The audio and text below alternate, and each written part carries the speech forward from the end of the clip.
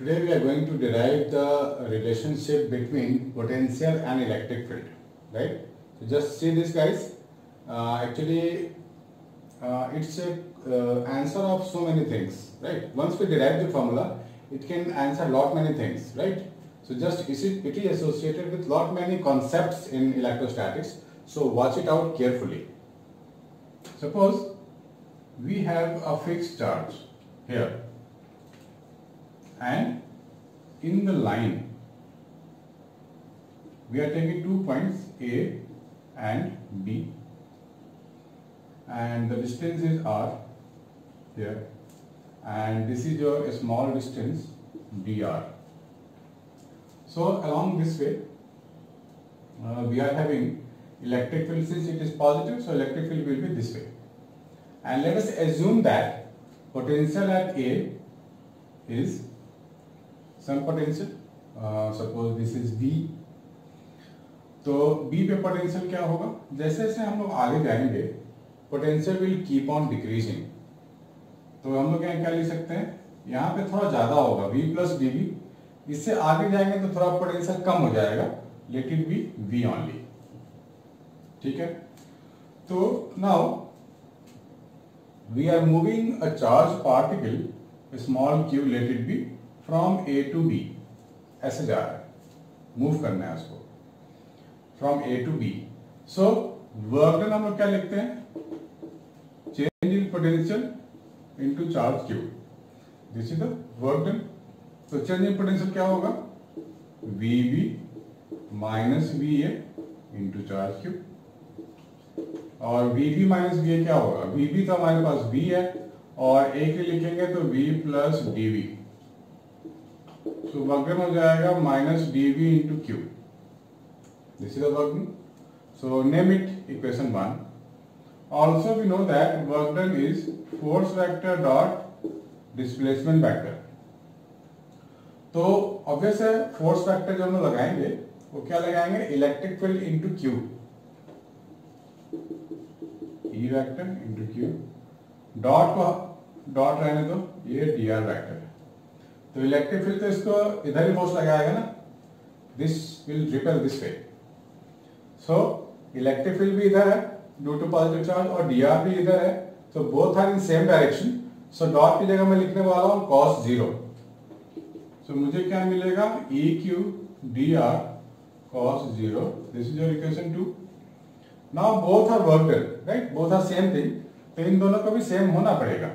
So I can write EQ cos 0 1 होता है. So EQ dr is equal to minus dV into Q.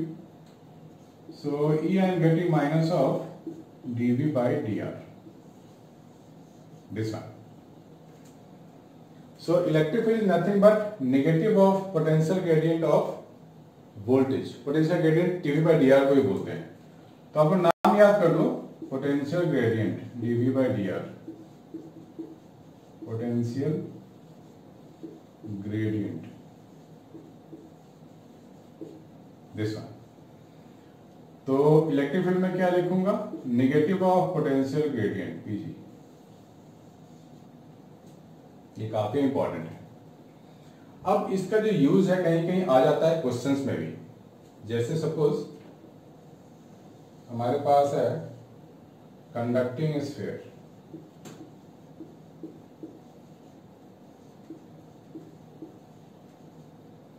Conducting sphere का मतलब है जो भी हम चार्ज देंगे वो सरफेस पे आ जाएगा, सरफेस पे रिसाइड करेगा. कंडक्टिंग है. तो इसके एरिया से मान लेते हैं आप, चार्ज है इधर कैपिटल Q. सो कंडक्टिंग स्फीयर, सारा चार्ज सरफेस पे. तो हमसे ये पूछा जाता है कि inside the conducting sphere what is the electric field and what is the V. Potential क्या होगा. So potential on the surface of conducting sphere हमें पता है क्या होगा, KQ by R. किसी भी conducting sphere के लिए पोटेंशियल अंदर भी सेम होता है V, बाहर भी V. अंदर मीन्स कहीं पे भी, सेंटर पे भी V, जस्ट इनसाइड भी V, कहीं पे भी V होगा. मीन्स अगर हम लोग चेंज इन पोटेंशियल की बात करें तो दैट इज 0. मीन्स dV की बात करेंगे तो 0 होगा. हम लोग क्या लिख सकते हैं, E is equal to minus dv by dr। अब dv यहाँ खुद जीरो है तो electric field is zero, means inside electric field तो जीरो होगा, राइट, बट v जीरो नहीं होगा। इलेक्ट्रिक फील्ड जीरो होगा, v जीरो नहीं होगा, बट डेल्टा v फिर जीरो होगा। दिस वन पोटेंशियल तो है बट कांस्टेंट है, कांस्टेंट पोटेंशियल। तो सरफेस पे आ जाएगा हमारा v और सरफेस के दूर जाएंगे हम लोग, सरफेस के दूर सपोज r डिस्टेंस पे बोला गया हो पोटेंशियल क्या होगा, तो क्या लिखेंगे k q by r। अब यहाँ क्या है r is greater than r, तो वैल्यू कम होती जाएगी आफ्टर द सरफेस। तो इसके लिए ग्राफ हम जो ड्रॉ करते हैं v वर्सेस r, वो पहले तो कांस्टेंट होता है। कहां तक कांस्टेंट होगा, उसके सरफेस तक। When r is equal to r, surface तक तो कांस्टेंट है, यहां भी v, यहां भी v, यहां भी v, यहां भी v। लेकिन जैसे बाहर जाएंगे v becomes smaller smaller smaller, so ये ग्राफ नीचे की तरफ चल जाएगा ऐसे parabolic. This one, this is the graph of potential for any conducting sphere. कोई कोई होता है नॉन कंडक्टिंग, राइट, मतलब अंदर में भी उसकी पोटेंशियल होगी, इसके बाद उसके लिए डिराइव करने वाले हैं, तब तो आप लोग इसको नोट डाउन कर लो।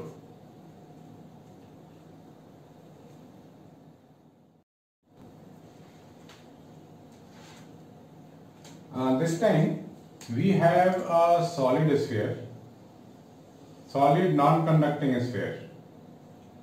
सॉलिड नॉन कंडक्टिंग स्फीयर का मतलब यह है कि चार्ज इसके पास अंदर से बाहर तक पूरा यूनिफॉर्मली डिस्ट्रीब्यूटेड है। सॉलिड नॉन कंडक्टिंग स्फीयर, ये आप ले लो, कैपिटल R है इसका रेडियस, और ये पूरा चार्ज है इसके पास प्लस Q डिस्ट्रीब्यूटेड यूनिफॉर्मली।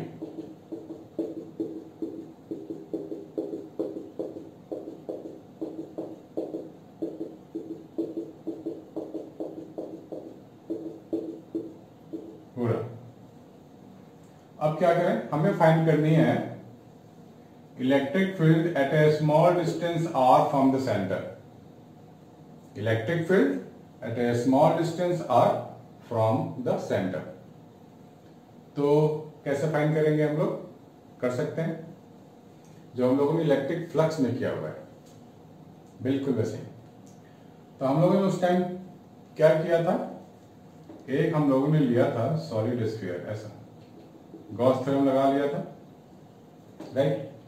तो मतलब यहां पे क्या होगा, potential keep on increasing as you move to the surface. यहां पे electric field will also keep on increasing till we move to the surface, right, and then electric field will decrease.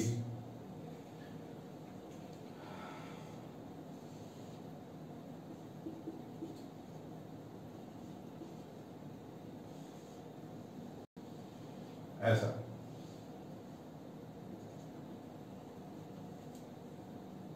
ऐसा कैसे आया, फिर देख लेते हैं।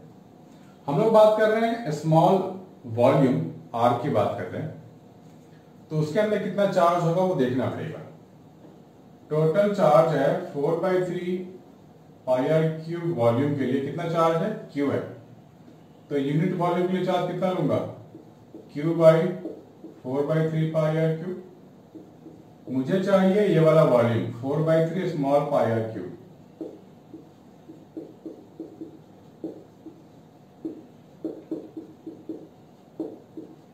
दिस वन, ये मुझे क्या देगा, Q/r³/r³।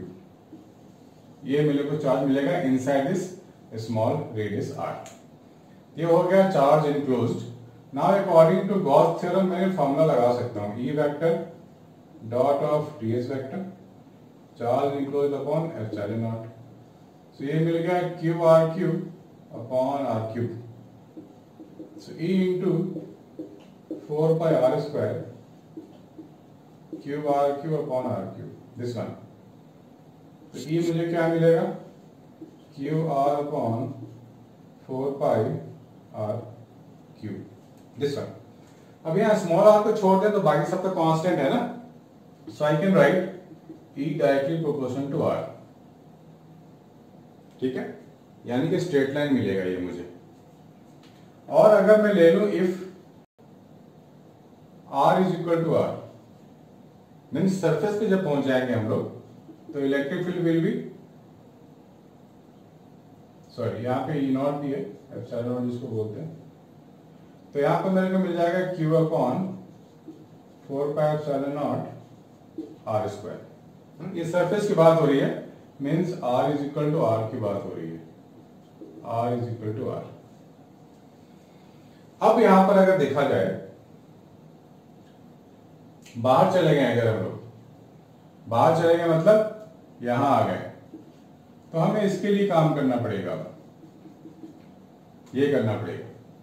तो उसके लिए क्या, वापस यहां पे आएंगे हम लोग और क्या लिखेंगे हम लोग, R क्यू दोनों इक्वल हो जाएंगे, क्योंकि अब मैं बाहर के लिए काम कर रहा हूं, तो इसके अंदर चार्ज इनक्लोज कितना होगा, Q होगा। तो मैं फिर से लिखूंगा according to Gauss theorem, E vector dot ds vector total charge enclose Q लूंगा यहाँ पे upon epsilon not, so E into 4 pi R square, क्योंकि मैं इस रेडियस की बात करूंगा, that is equal to Q upon epsilon not. So E is equal to Q upon 4 pi epsilon naught R square. ये जो R है ना कैपिटल R से बड़ा है, तो ये R जब बड़ा होगा तो ये तो कम होता जाएगा, so it will decrease this way. ये आप नोट डाउन कर लो, ये बहुत इंपॉर्टेंट है। ग्राफ देख के पूछ सकते हैं कि क्वेश्चंस में ये कौन से स्फीयर की बात हो रही है, कंडक्टिंग, नॉन कंडक्टिंग, सॉलिड, कुछ भी पूछ सकते हैं। So you must know this expressions with the graph. ये सारे एक्सप्रेशंस आपको आने चाहिए, प्लीज नोट इट डाउन बच्चों।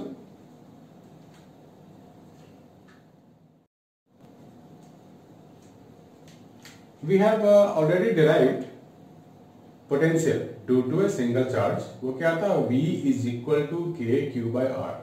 वो तो सिंगल चार्ज है। अगर हमारे पास मल्टीपल चार्ज सिस्टम होगा तो how to get potential due to all the charges at a point. तो मल्टीपल चार्जेस होंगे तो घबराने की बात नहीं है। जब हम लोग स्केलर को डील करते हैं तो बिल्कुल भी घबराने की बात नहीं है, क्योंकि scalar quantities are always added. Problem कहाँ होती है, वेक्टर्स में, वहां डायरेक्शन चेक करना पड़ता है and we have to keep finding the resultant of any two vectors. लेकिन स्केलर में कुछ भी नहीं करना, सिर्फ ऐड ऐड ऐड ऐड और ऐड करते जाना है।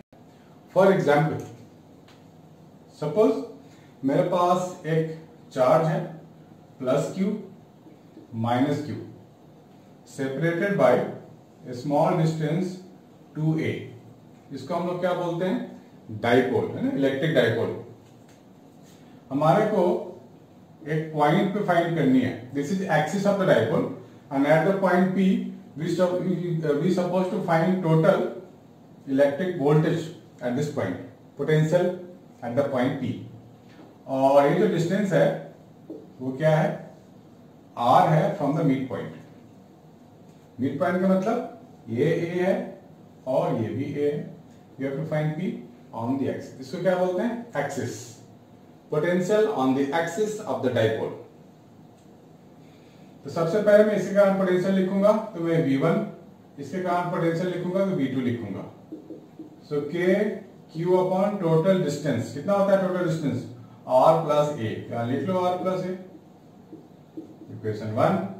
V2 निकालूंगा माइनस Q के कारण तो क्या लिखूंगा, K minus Q upon R minus A। R तो पूरा यहां तक है, उसमें से A हटा दो तो ये डिस्टेंस आ जाएगा R minus A, equation 2। Total potential क्या होगा बच्चों, V1 plus V2, simple add ही तो करना है। एक चीज का आपको यहाँ ध्यान रखना पड़ेगा, जब हम स्केलर को डील करते हैं तो प्लस चार्ज को प्लस से लिखेंगे, नेगेटिव को माइनस क्यों लिखना पड़ेगा मुझे, नेगेटिव को नेगेटिव, पॉजिटिव को पॉजिटिव।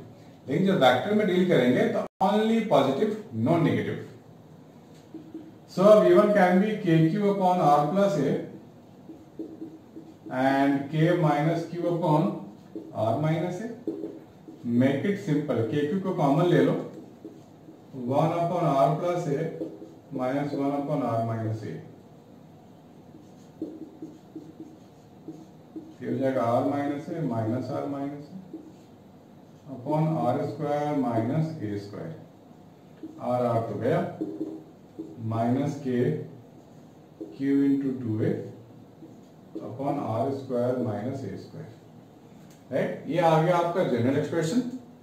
हो सकता है इसमें r is very very greater than a, यहाँ मेंशन कर लो, if r is very very greater than a, तो यहाँ पे a को नेग्लेक्ट कर सकते हैं, हटा सकते हैं। तो मुझे क्या लिखने को मिलेगा, minus K Q into 2a को हम लोग डायपोल मोमेंट p लिख सकते हैं। सो के पी अपॉन आर स्क्वायर, कब आर स्क्वायर लिखेंगे, जब r ग्रेटर देन a हो, अदरवाइज यहीं पे हम लोग रुक जाएंगे, यहीं पे छोड़ देंगे। तो कभी कभी ये भी पूछा जाता है कि in which case potential inversely related to R square, तो वो डायपोल के केस में होता है। अगर सिंगल चार्ज की बात करेंगे तो हमने देखा ही है ना, K Q by simple R, not R square, distance का square only in this case, otherwise single charge के लिए K Q upon simple distance, पे स्क्वायर नहीं है, right. So please note it down guys.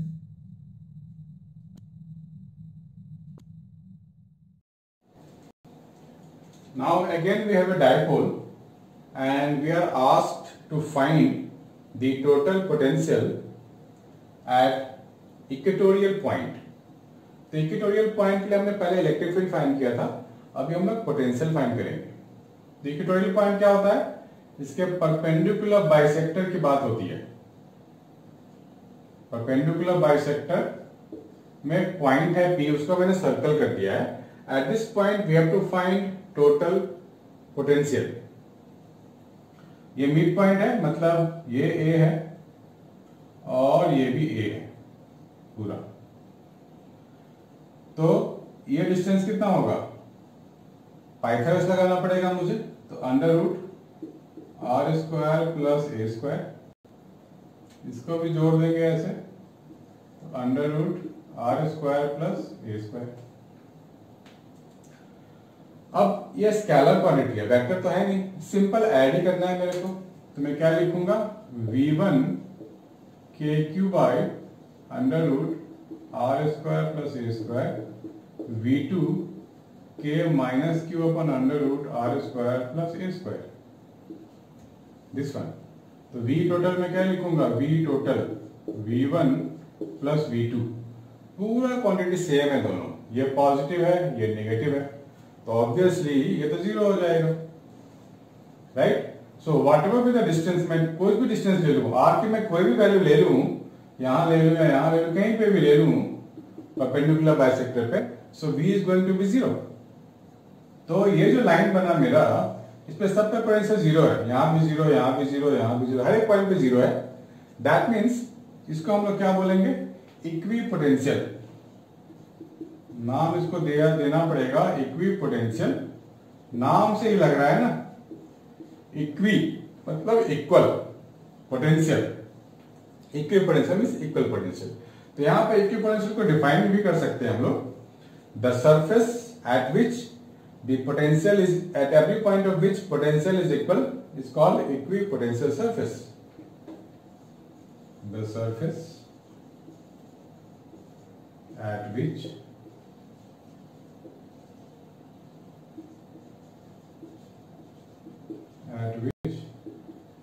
the potential is same everywhere,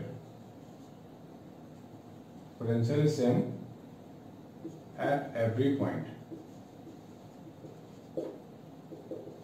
is called equipotential surface, right. So define करने को भी आ सकता है, और ये हमारे को 1 मार्क में भी कहीं पे भी ऑब्जेक्टिव में भी पूछा जा सकता है, तो we can do like this, ये हमारे को पता होनी चाहिए। दूसरी बात है कि equipotential surface and electric field are always perpendicular. क्या बोला मैंने, equipotential surface, equipotential surface has electric field always perpendicular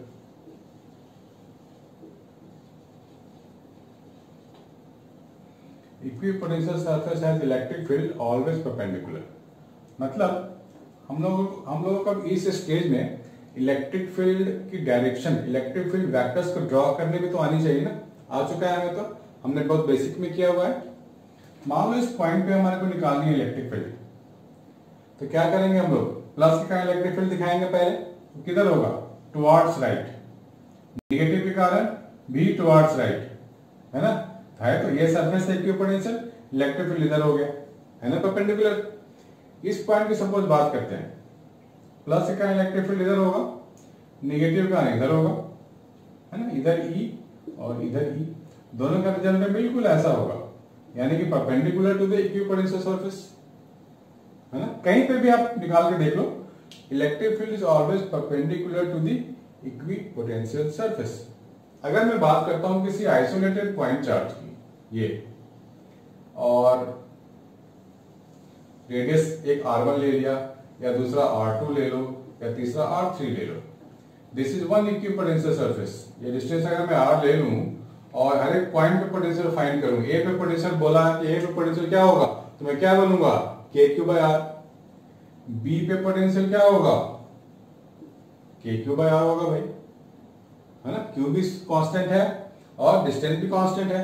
सी पे पोटेंशियल क्या होगा, KQ/R होगा, यानी कि दिस इज इक्विपोटेंशियल सरफेस। और अगर मैं दूसरे सरफेस पे चला जाऊं, वो रेडियस अगर मैं r1 ले लूंगा, यहां पॉइंट है a', यहां की पोटेंशियल क्या होगा, KQ/R1, R1 b', यहां क्या होगा, KQ/R1, right. So this is another equipotential surface. और इलेक्ट्रिक फील्ड कैसे ड्रॉ करते हैं किसी पॉजिटिव के लिए, always like this, away from this positive charge, this one, this one, this one, this one, this one, ऐसा। तो electric field lines is perpendicular to the equipotential surface. इस case में हर एक पर परपेंडिकुलर ही है, राइट गाइस। सो इसको आप ड्रॉ कर लो, ये बहुत ही इंपॉर्टेंट कॉन्सेप्ट है, ये आप छोटे छोटे क्वेश्चन सिस्टम बन के कहीं से भी आ सकते हैं। So note it down guys.